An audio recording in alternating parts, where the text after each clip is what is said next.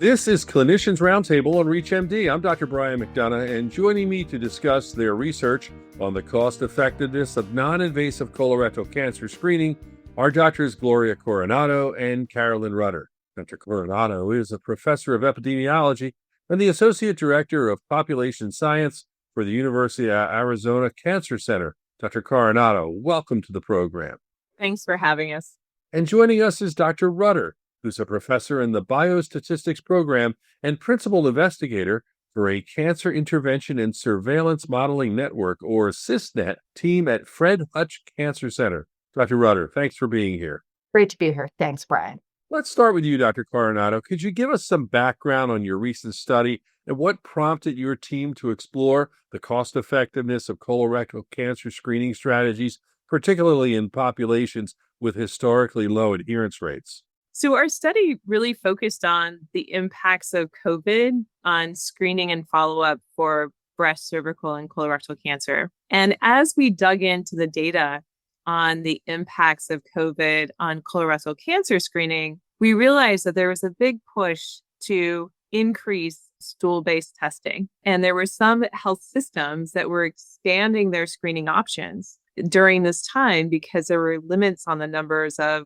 colonoscopies that were being performed, and there were additional policies that were being put in place around patients needing to mask when they go into the facility. They also needed to show proof of a negative COVID test prior to their scheduled colonoscopy procedure. And there were also limits on the numbers of colonoscopies that were being performed because of social distancing requirements. And so there's a prioritization of the more urgent colonoscopy procedures. So patients that were going in for screening colonoscopies, or even colonoscopies that were done as a follow-up to an abnormal stool-based test, was really considered a mid-range priority.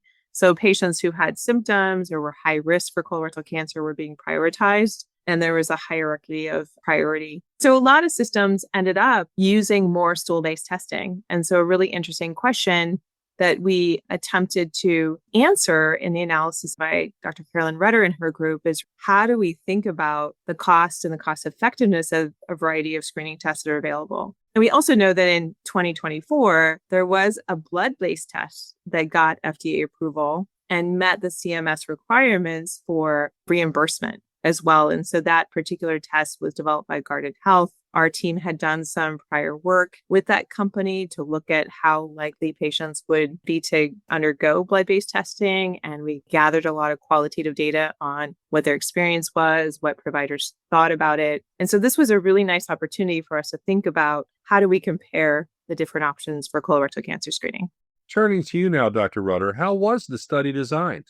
Well, when you introduced me, you talked about CISNET, and CISNET is a modeling group. This was a modeling study. So with the support of the National Cancer Institute, we developed a model that simulates the development of colorectal cancer in individuals. So what that means is we simulate development of polyps, and these polyps have the potential to go on to become colorectal cancer. Only happens in, fortunately for everyone, a very small fraction of those polyps. And these models that we build synthesize a lot of information we have about the various steps in developing colorectal cancer. So polyp prevalence, incidence of colorectal cancer by age and sex. And for this particular model that we used for the study, we made sure to match the colorectal cancer incidence in California's Hispanic population, because that was the population that we were simulating outcomes for. So models are really cool because they're such a powerful tool, and they allow us to explore different screening regimens. So when Gloria was talking about looking at different screening approaches, so a blood test or a stool test, or maybe even colonoscopy itself, if you wanted to do that in real life, you'd need to randomize people to each of those types of tests. In a model, you can simulate the outcomes. So you've validated this model, you have confidence in it, and then you can simulate what would happen if we didn't screen at all. What would happen if we screen with a FIT test? What happens if we screen with a blood test? And for this paper, what we looked at was the FIT test and the blood test, but we looked at it under the assumption of imperfect adherence. So this is a problem we have with colorectal cancer screening. Understandably, I guess people don't like to undergo screening. And in some populations, there's barriers to screening. So those barriers might be having to take off work to get the colonoscopy. There's financial barriers. There may even be cultural barriers because of the test itself. So an important barrier is that, with the exception of colonoscopy, if you have one of these non-invasive tests, if the test is abnormal, then you need to go in and have the colonoscopy. That colonoscopy would then identify if cancer is present, or there may be polyps present that are removed at the time of colonoscopy. And especially for FIT can detect those polyps. And so a big action of FIT is it's preventive. Prompt a colonoscopy that then removes adenomas, thereby interrupting the disease process and preventing colorectal cancer. How great is that? So, Dr. Coronado, if we zero in on the results, could you tell us about your findings on the most effective screening strategy? Yeah, absolutely. And I want to couch the findings in this larger picture of colorectal cancer. So we know that there's over 50,000 people who die each year from colorectal cancer. It's the second leading cause of cancer death in the United States. 3/4 of the people that die from colorectal cancer are not up to date on their screening. And we know that screening can reduce more than half of those deaths. And so screening is incredibly effective at preventing deaths from colorectal cancer. And 80% of the benefit of screening comes from prevention. And how do you prevent colorectal cancer? You remove the polyps from your colon. And so you can think of your colon as like a garden, and the garden grows weeds. And so the doctor goes in and pulls the weeds or takes the polyps out of your colon. That's the whole point of a colonoscopy. And 80% of the benefit comes from the removal of polyps.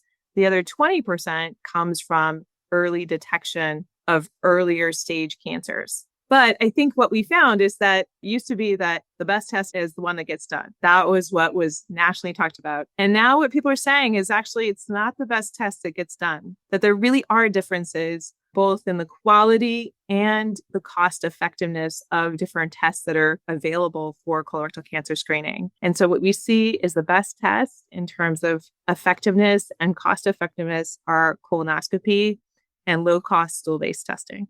For those just joining us, you're listening to Clinicians Roundtable on ReachMD. I'm Dr. Brian McDonough, and I'm speaking with Drs. Gloria Coronado and Carolyn Rutter about their research on cost-effective and non-invasive screening strategies for colorectal cancer. So if we continue to look at the results from your study, Dr. Rutter, what can you tell us about the effectiveness of the newer blood-based tests? Who wouldn't love a blood-based test for colorectal cancer? It would be great. But the problem is the currently available tests can't detect those precursor lesions. They don't detect the polyps. So you lose a surprising amount of effectiveness just because of that, because you're not getting that prevention.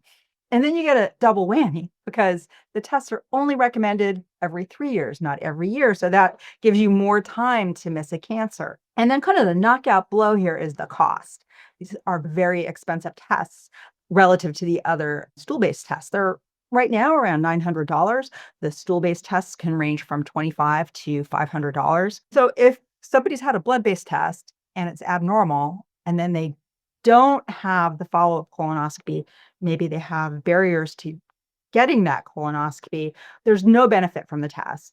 And the money on that test has essentially been wasted because there's been no follow-up. I think there's going to be a lot more news about these blood tests because people are so excited. And I think there's really a lot of work to try to find a blood test that can detect these precursor lesions, but they're not there yet. So right now, blood tests are the most expensive test and they're the least effective test. And yes, they are better than no test at all. But if you can get yourself to undergo one of these stool-based tests or even colonoscopy, that's going to be so much better. Now, given these findings, Dr. Coronado, what interventions do you think are most promising for improving both initial screening and follow-up colonoscopy adherence in underserved communities? It's really important to get the word out. The first message is get screened and talk to your friends and family about getting screened. My sister, back in 2018 or 2019, right before the pandemic, called and she says, I had one of those poop tests for colorectal cancer. And I said, oh, yeah, I know about those tests. I think about them every day. And she says, and it was abnormal. And I said, oh, that's a bummer. She says, yeah, it was probably my hemorrhoid, but Then I got a colonoscopy and I found out I have stage 2 cancer. And so on our very first FIT test and her first colonoscopy at the age of 51, she found out that she had stage 2 cancer. I said, screening saved your life, because had you not gotten screened when you did, your cancer would have progressed and your chances of survival would have been much lower. So it's very basic messaging about get screened, make sure that your friends and family are getting screened, use a low-cost stool-based test, or get a colonoscopy. If you have an abnormal stool-based test result, make sure that you get that follow-up colonoscopy, because those people have about a 1 in 20 chance of having a cancer found. And so it's critically important that we make sure that those patients get in. And it's about informing people what are the steps in getting a colonoscopy, making sure that we're supporting them and taking time off work, that they have insurance and the resources available so that we are putting our resources to actually prevent cancer and find it in early stages, because ultimately that's our goal. As we come to the end of our program, Dr. Rutter, do you have any final insights on the future of colorectal cancer screening that you'd like to share? I just want to mention the increasing risk of colorectal cancer in young adults, anyone under 50. So we're seeing these big increases in colorectal cancer incidence at young ages. These are people without a family history. So screening now begins at age 45. I think Gloria and I are probably two people who, if you invite us over to dinner and the topic comes around to it, we will say, have you been screened? Please get screened, because it is so effective. If you're under 45, you're not eligible for screening. But if you have symptoms, talk to your doctor. Don't let it go. Don't say, oh, I'm feeling weird. It's feeling not right, but I'm young. Really have it followed up. It's very important. With those insights in mind, I'd like to thank my guests, Dr. Gloria Coronado and Carolyn Rutter, for joining me to review recent findings on the cost effectiveness of non-invasive screening strategies for colorectal cancer. Dr. Coronado, Dr. Rutter, it was great having you both on the program. Thank you so much. Thank you. To access this and other episodes in this series, visit Clinicians Roundtable on ReachMD.com, where you can be part of the knowledge. I'm Dr. Brian McDonough. Thanks for listening.